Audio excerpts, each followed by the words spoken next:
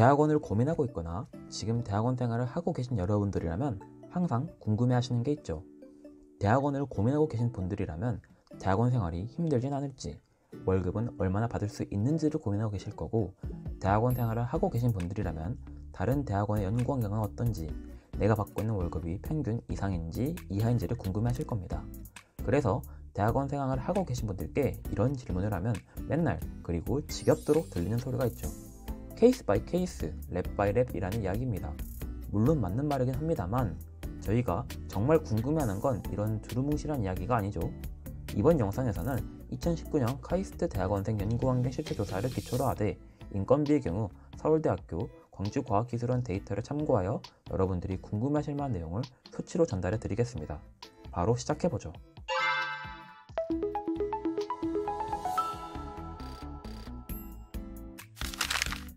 먼저 간단하게 시작해보죠. 대학원생분들의 평균 나이는 어떻게 될까요? 카이스트의 경우 대학원생분들의 나이 분포는 전체 평균은 20대 후반인 26세에서 29세가 가장 많았으며, 석사과정의 경우 26세가 가장 많은 것을 확인할 수 있습니다. 박사과정 및 석박통합과정의 경우 28세가 가장 많은 게 눈에 띄군요. 아무래도 카이스트의 경우 남학생의 구성 비율이 많지만 전문연구요원 제도로 인해 공복무를 하지 않은 학생들이 많은 점을 고려하면 일반 대학원의 경우 27세에 31세이신 분들이 가장 많지 않을까라는 예상을 해볼 수 있습니다. 물론 여러분들이 가고자 하는 연구실 홈페이지에서 그룹 멤버 칸을 보시면 학부 졸업연도를 보면서 대략적인 연구실 구성원분들의 나이를 예상해 볼 수 있으니 대학원 진학 예정이신 분들은 꼭 확인해 보세요. 다음은 평균 업무 시간입니다. 요즘 대학원들의 추세가 자율 출퇴근이긴 하지만 현실적으로 완전히 자율화된 연구실은 많지 않죠. 그러면 평균적으로 얼마나 일을 할까요? 먼저 평일 업무시간 데이터를 확인해 봅시다. 통계 데이터를 보시면 연구 외 업무시간과 기타 시간을 포함해서 평균적으로 10시간에서 11시간 정도 일을 하는 것을 알 수 있습니다. 여기서 연구 외 업무시간과 기타 시간은 식사시간과 휴식시간을 의미합니다. 가장 적은 업무시간을 보이는 대학은 경영대학과 인문사회과학대학이었고, 가장 많은 업무시간을 보인 대학은 생명과학기술대학이네요. 생명과학기술대학의 경우 연구 관련 업무 시간만 해도 8시간이 넘는 시간을 요구하는 것을 알 수 있습니다. 이공계 대학 중에서는 공과대학이 가장 연구 관련 업무 시간이 적다는 게 놀랍네요. 이런 통계 자료를 보시면 대학원 생활을 보통 10시에 출근을 한다 가정하면 8시 30분 정도 퇴근한다 생각할 수 있겠습니다. 어떤가요? 여러분들의 상상 이상이신가요? 아니면 생각보다 할만한가요? 물론 평일 출근 이외에도 주말 출근을 해야 하는 경우도 있습니다. 이번에는 주말 업무 시간을 확인해 볼까요? 주말 업무 시간 데이터를 확인해 보면 전체적으로 주말에는 평균 3시간 정도 일을 하는 것을 알 수 있습니다. 일을 하는 시간 자체는 길지 않지만 주말에 출근을 해야 하는 게 좀 슬프군요. 특이한 점은 평일 업무 시간에서는 가장 적은 시간을 보였던 경영대학과 인문사회과학대학의 업무 시간이 긴 편에 속한다는 점과 생명과학기술대학의 경우 주말 업무 시간도 2위를 보인다는 점입니다. 공과대학의 주말 업무 시간이 가장 적다는 것 또한 눈에 띕니다. 하지만 주말 출근 이유에 대한 데이터를 보면 알 수 있듯이 전체적으로 자발적 출근과 미출근이 85% 이상이니 안심하셔도 됩니다.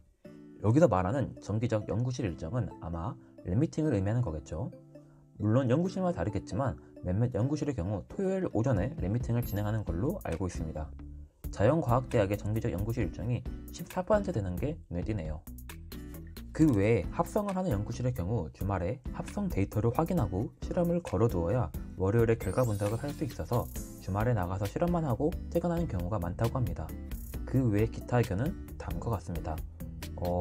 혼자 일해서 편해서도 있군요. 다음은 실제 사용 휴가일입니다. 대학원생이 돼서도 휴가를 쓸 수 있을까요? 데이터를 보면 알 수 있듯이 실제 사용 휴가일은 1년 평균 6일에서 7일 정도 되는 것을 알 수 있습니다. 대학원생은 휴가를 방학 기간에만 쓸 수 있다는 점을 고려하면 방학마다 3, 4일 정도 휴가를 쓸 수 있다고 생각하면 되겠네요. 미사용 휴가일의 경우 연구실 분위기와 교수님에 대한 압박 때문이겠죠. 경영대학과 인문사회과학대학의 휴가일이 가장 많다는 점이 눈에 띄고 자연과학대학의 휴가일 수가 6일이 안 된다는 사실이 정말 슬프네요. 다음은 여러분들이 가장 궁금해하시는 월 평균 수입입니다. 먼저 교내 수입을 보시면 전체적으로 128만원 정도의 월급을 받는다는 것을 알 수 있습니다. 공과대학의 월급이 가장 높은 132만원을 보이고 경영대학의 경우 가장 적은 88만원 정도를 보인다는 것을 알 수 있네요. 업무 시간에서 공과대학이 가장 적은 시간을 보였는데 월급은 가장 많이 받는 것을 보니 어쩌면 공대가 워라밸이 가장 좋은 게 아닐까요? 실제는 다를 수도 있지만요. 특이점은 인문사회융합과학대학의 경우 같은 문과 라인임에도 불구하고 경영대학과 달리 120만원이 넘는 월급을 받는다는 게 놀랍습니다. 다음은 교회 수입입니다. 교회 수입에는 장학금 이외에도 용돈과 외부 수입 요소가 들어가기 때문에 개인에 따른 편차가 큰 만큼 유의미한 데이터는 아닐 거라 생각됩니다. 교회 수입에서 경영대학과 인문사회융합과학대학이 가장 높은 수치를 기록하고 있는데 이게 좋은 건지 안 좋은 건지는 잘 모르겠습니다.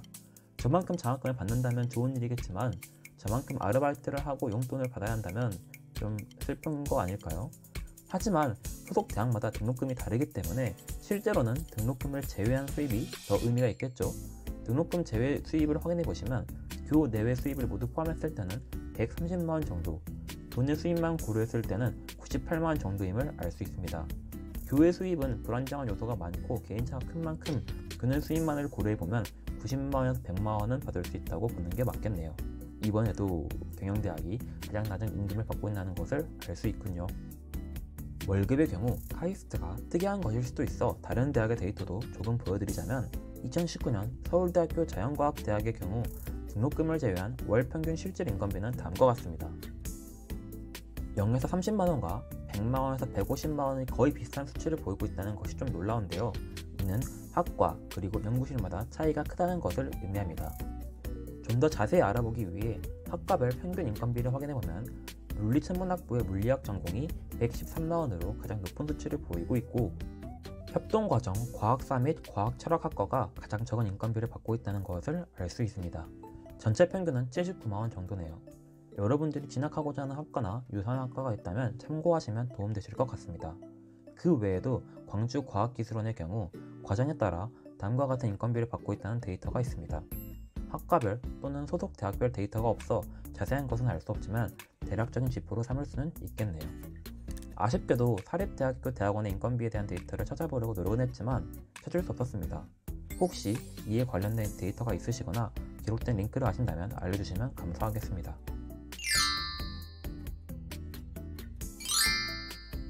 이번 영상에서는 대학원생들의 나이, 업무시간, 인건비 등 여러분들이 가장 궁금해하실 만한 것들을 통계 자료를 통해 알아보았습니다. 물론 이 데이터가 모든 대학원의 평균이 아니고 진리의 케이스 바이 케이스, 랩 바이 랩이 적용되기 때문에 함부로 속단해서는 안됩니다. 영상에 사용된 데이터는 각 학교의 대학원 총학생회 보고서를 참조하였습니다. 각 대학원마다 대학원 총학생회가 있는데 여러 통계 자료를 보이고 있으니 시간이 되신다면 꼭 한번 확인해 보셨으면 좋겠습니다. 이번 영상은 여기까지입니다. 그럼 이만!